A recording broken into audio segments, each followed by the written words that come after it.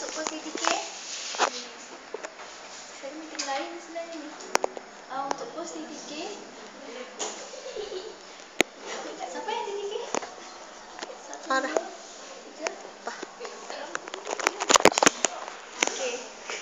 Untuk posisi K. Banyak hari kejadian tu lah kan? Banyak hari kejadian tu. Bila VIP nak sampai nanti, mungkin kita akan suruh titik K jagakan ni lah. Jemput dia daripada parking kereta menuju ke ni. Jadi runner ke? Runner pun dia.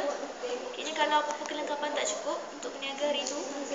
Dan kita kena standby juga kalau in case hari tu macam tak ada elektrik ke apa kan. Sempat kan.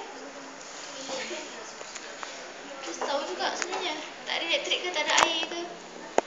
Kalau gitu macam mana?